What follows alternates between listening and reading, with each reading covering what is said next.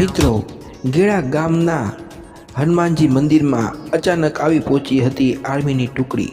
એવું તે શું બન્યું કે અચાનક જ આવી પહોંચ્યા હતા આર્મીના જવાન અને કમાન્ડર ઓફિસરો। તો મિત્રો બન્યા રહેજો આજના વિડીયોમાં। આ બધી આપણે વાત કરશું કે અસલમાં શું ઘટના બની છે, કેમ કે મિત્રો આ ઘટના સાંભળીને તમે પણ અચરજમાં પડી જશો અને ચોંકી ઉઠશો।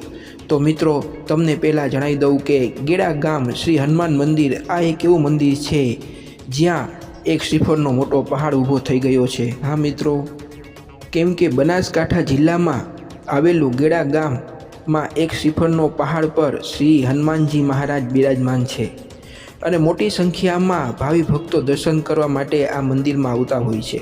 મિત્રો 750 વર્ષ જૂનું આ મંદિર છે અને 700 વર્ષ જૂનો આ પહાડ છે। મિત્રો અહીંયા કરોડો શ્રીફળનો એક મોટો પહાડ ઊભો થઈ ગયો છે, કેમ કે જે ભક્તો અહીંયા દાદાના દર્શન કરવા આવે છે તે દાદાને શ્રીફળ મૂકે છે અને એમ કરતાં કરતાં અહીંયા કરોડો શ્રીફળનો એક મોટો પહાડ ઊભો થઈ ગયો છે। મિત્રો એટલું જ નહીં મિત્રો, આ કરોડો શ્રીફળમાંથી એકેય શ્રીફળ આટલા વર્ષોથી બગડતુંય નથી કે ગમે તેવું વાતાવરણ થાય આ શ્રીફળમાંથી દુર્ગંધ પણ આવતી નથી। તો મિત્રો હવે ઘટના વિશે વાત કરીએ તો મિત્રો એકવાર બીએસએફ આર્મીની ટુકડી અને બીએસએફ કમાન્ડના ઓફિસરો હવાઈ માર્ગે જઈ રહ્યા હતા, ત્યારે તેઓને તેમના દૂરબીનમાં આ નારિયેળનો ઢગલો દેખાતા આ લોકેશન બનાસકાંઠા જિલ્લામાં ડીસા થરાદ તાલુકા વચ્ચે લોકેશન મળતા આ બીએસએફ ઓફિસરો તેમના કેમ્પ ઉપર જઈને તુરંત જ આ શ્રીફળનો ભાખર જોવા ગુજરાત આવીને અમદાવાદથી પાલનપુર આવીને ત્યાંથી સરનામા મેળવીને